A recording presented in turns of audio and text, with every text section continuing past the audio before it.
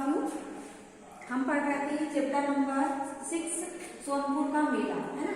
तो इस चैप्टर को हम पढ़ चुके थे, इसके क्वेश्चन आंसर जो हैं वो भी हम लोग कर चुके थे, है ना। तो अब देखिए यहाँ पर संबंध बोधक शब्द दिए है ना, तो उसको पढ़ने के लिए हम आपसे कुछ प्रश्न जो है आपसे पूछ रहे हैं, आपको उसको बताना है, ठीक।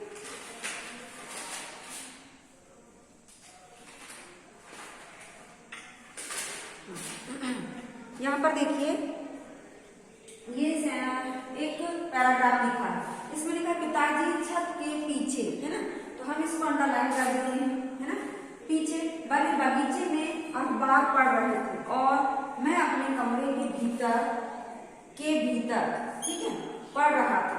अचानक माँ ने घर के अंदर, ठीक है, आवाज लगाई, चाय बन गई, जल्दी आ जाओ। पिताजी बोले अभी आता हूँ। तभी उनके मोबाइल पर एक कॉल आई और वह टहलते हुए फोन पर बातें करने लगे। उसी समय पड़ोसी वर्मा जी घर पर आए और चाय पीकर फोन पर बातें करने लगे। उसी दो बार लिखी सकते हैं। चाय पीकर शीघ्र ही किसी जरूरी काम से वे चले गए, ठीक है। अब आगे का हम आपको यहाँ से बुक से बता देते हैं। शीघ्र ही किसी जरूरी काम से चले गए। जब पिताजी बात करके घर में आए और उन्होंने चाय देने के लिए कहा तो माँ ने मुस्कुराते हुए कहा जवाब अपने मित्र के साथ, है ना, के साथ अंडरलाइन करेंगे। चुटकी ले रहे थे, तभी वर्मा जी ने ले ली और चाय की चुस्की। मैं अपने कमरे के दरवाजे के पास बैठा हंस रहा था। यानी इस प्रकार माँ और पिताजी की बात चल रही थी, तो उनके बीच में ये देखिए जैसे के पीछे आया, है ना, अंडरलाइन कर रहे थे, के भीतर आया, ये के अंदर आया। ये क्या है, दो सेंटेंसों के बीच में संबंध बता रहे हैं। क्या बता रहे हैं? संबंध बता रहे हैं, है ना। पिताजी छत के पीछे बने बगीचे में, छत और बगीचे के बीच संबंध बता रहे हैं। तो ऐसे शब्द क्या कहलाते हैं? संबोधन बोधक शब्द कहलाते हैं, है ना।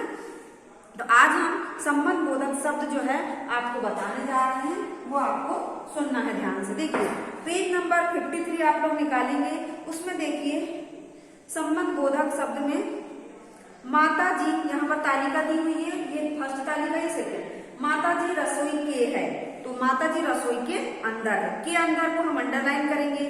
फिर सेकेंड है वृक्ष के पक्षी हैं, तो वृक्ष के ऊपर पक्षी हैं, के ऊपर को हम क्या करेंगे? अंडरलाइन करेंगे। फिर से थर्ड क्वेश्चन है मेहनत के जीवन बेकार है, तो मेहनत के बिना जीवन बेकार है ना, के बिना अंडरलाइन। शक्ति के सब झुक जाते हैं, तो शक्ति के आगे सब झुक जाते हैं, है ना। तो यहाँ पर के अंदर, के ऊपर, के बिना, के आगे, ये सब अंडरलाइन करके हमने बताए हैं। यहाँ पर बोलता है क्वेश्चन कि क्या तालिका 1 में दिए गए वाक्य पढ़ने में पूर्ण है ना। इन वाक्यों में क्या कमी है? फिर तालिका 1 व तालिका 2 में दिए गए वाक्यों में क्या अंतर है? तो देखिए तालिका 2 के वाक्यों में के अंदर, के ऊपर, के बिना, के आगे शब्दों के प्रयोग से इन वाक्यों का अर्थ स्पष्ट हो गया है, जबकि तालिका 1 में इसने अभाव में अर्थ स्पष्ट नहीं हो रहा है। यानी कि ये सब शब्द नहीं है ना, जैसे कि के अंदर, के ऊपर, के बिना, ये फर्स्ट तालिका में नहीं है, इसलिए क्या हो रहा है कि इसमें संबंध अर्थ स्पष्ट नहीं हो रहे। ये शब्द संज्ञा या सर्वनाम शब्दों के साथ जुड़कर उनका संबंध वाक्य के अन्य शब्दों से बताते हैं, अतः ये संबंध बोधक शब्द कहलाते हैं। अब यहाँ पर देखिए येलो बॉक्स में क्या लिखा है? जो शब्द वाक्य में संज्ञा या सर्वनाम शब्दों का वाक्यों में आए अन्य शब्दों के साथ संबंध बताते हैं, उसे संबंध बोधक शब्द कहते हैं। अब यहाँ पर देखिए आओ करें 4 लिखा है और एक गद्यांश दिया है कि गद्यांश में आए संबंध बोधक शब्दों पर गोला लगाइए। गद्यांश दिया है केशव के घर कॉर्निस के ऊपर को अंडरलाइन करेंगे। चिड़िया ने अंडे दिए थे। केशव और उसकी बहन सवेरे आंख मलते हुए कॉर्निस के सामने अंडरलाइन करेंगे। पहुंच जाते हैं, मतलब अंडरलाइन या गोला लगाएंगे। दोनों ने सोचा घोंसले के ऊपर कपड़े की छत बना देनी चाहिए, के ऊपर को गोला लगाएंगे। श्यामा पूछती, क्यों भैया, बच्चे निकलकर फुर से उड़ जाएंगे, है ना। तो केशव कहता, नहीं पगली, परों के बिना कैसे उड़ेंगे, के बिना को अंडरलाइन करेंगे। तो ये सब क्या कहलाते हैं, दो वाक्यों के बीच में संबंध प्रकट करते हैं। अर्थात यहाँ पर दिया है इसकी परिभाषा की, जो शब्द वाक्य में संज्ञा या सर्वनाम शब्दों का वाक्यों में आए अन्य शब्दों के साथ संबंध बताते हैं, उन्हें संबंध बोधक शब्द कहते हैं। अब देखिए आओ करें 5, है ना। आओ करें 5 जो है, इसमें देखिए, इसमें भी भर लीजिए आप लोग। दिए गए वाक्यों को उचित संबंध बोधक शब्दों का प्रयोग करते हुए पूरा कीजिए। तो सबसे पहला क्वेश्चन है, दुकानदार दुकान के खालिस्तान बैठा है के अंदर, वह कक्षा खालिस्तान के बाहर चला गया। तो के बाहर या के पास भी आ सकता है। थर्ड क्वेश्चन है, डाली खालिस्तान पक्षियों का घोंसला, डाली के ऊपर डालेंगे। अगला क्वेश्चन है, आजकल धन खालिस्तान जरूरतें पूरी नहीं होती, के बिना। उसके बाद अगला क्वेश्चन है, वह मेज खालिस्तान लेटा है, के ऊपर, के नीचे या के पास आएगा।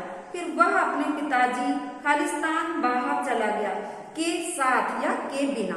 उसके बाद देखिए, मेरे घर खालिस्तान एक दुकान है, के बाद, मेरे घर के बाद या के पहले एक दुकान है। अगला क्वेश्चन है, शिकारी जंगल खालिस्तान शिकार करने गए। तो शिकारी जंगल के अंदर शिकार करने गया। ये हो गया आपका आओ करे 4 और 5। अब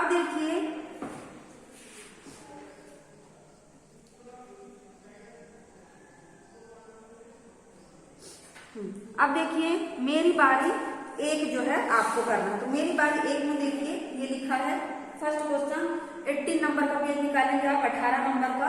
उसमें देखिए मेरी बारी 1, सही संबंध बोधक शब्दों का प्रयोग करते हुए अनुच्छेद पूरा कीजिए। तो यहाँ पर गांव, खालिस्तान, एक तालाब था, तो के बाहर या के पास। उस तालाब खालिस्तान, पीपल का एक पेड़ था, तो उस तालाब के पास, है ना। फिर पेड़ खालिस्तान सांप का बिल था, पेड़ के ऊपर सांप का बिल था, है ना। उसके बाद पेड़ वाले तालाब खालिस्तान, तरह तरह की मछलियां तैरती थी, तो के अंदर, है ना। कि सांप जब भी बिल खालिस्तान आता तो के बाहर। तो पक्षियों व मछलियों को खाने की फिराक में रहता, मछलियां पानी खालिस्तान डरी और सहमी रहती, के अंदर, है ना। फिर अब देखिए, एक दिन सांप पेड़ खालिस्तान आया, के नीचे उतरकर, और पानी खालिस्तान चला गया, के अंदर। फिर आगे देखिए, सब मछलियां डर कर इधर उधर भागने लगी, के अंदर आया, है ना। तो ये हो गया मेरी बारी 1। अब देखिए मेरी बारी 2। दिए गए संबंध बोधक शब्दों का प्रयोग करते हुए वाक्य बनाकर लिखिए। तो सबसे पहला है से दूर।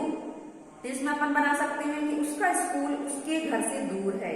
सेकंड है के अंदर, तो कमरे के अंदर फोन रखा है। थर्ड है के बिना, तो वह कनिका के बिना घूमने नहीं जाती।